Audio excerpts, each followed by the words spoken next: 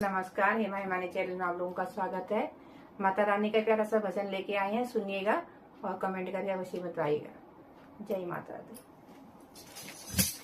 हे राम रघुवर हे दीन दयाला, हे राम रघुवर हे दीन दयाला, हमारे कष्टों को दूर करना, हमारे पापों को दूर करना।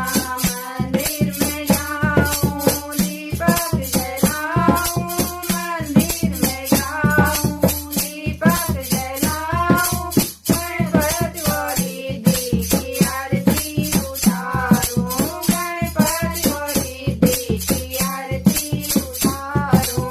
हाथों में सीधी लेके खड़े हैं, हाथों में सीधी लेके खड़े हैं, दोनों की जोड़ी अजब बनी है, दोनों की जोड़ी अजब बनी है। हे राम रघुवर हे दीन दयाला, हे राम रघुवर हे दीन दयाला, हमारे कष्टों को दूर करना, हमारे पापों को दूर करना। मंदिर में जाऊं दीपक जलाऊं, मंदिर में जाऊं दीपक जलाऊं, ब्रह्मा व सरस्वती आरती उतारूं, ब्रह्मा व सरस्वती आरती उतारूं।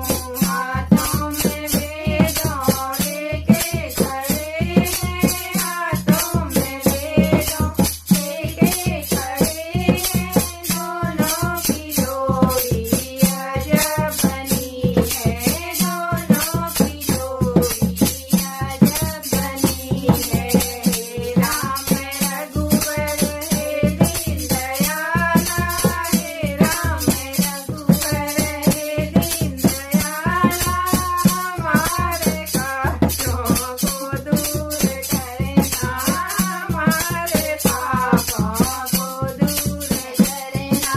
मंदिर में जाऊं दीपक जलाऊं, मंदिर में जाऊं दीपक जलाऊं, विष्णु व लक्ष्मी की आरती उतारूं, विष्णु व लक्ष्मी की आरती उतारूं।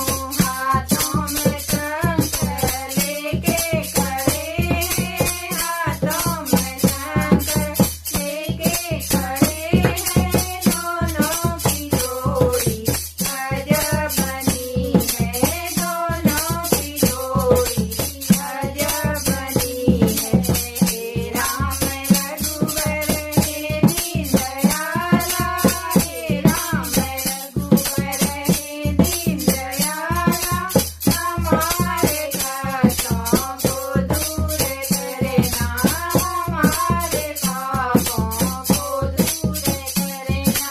मंदिर में जाऊं दीपक जलाऊं, मंदिर में जाऊं दीपक जलाऊं, शंकर भगोरा की आरती उतारूं, शंकर भगोरा की आरती उतारूं। हाथों में डमरू लेके खड़े हैं, हाथों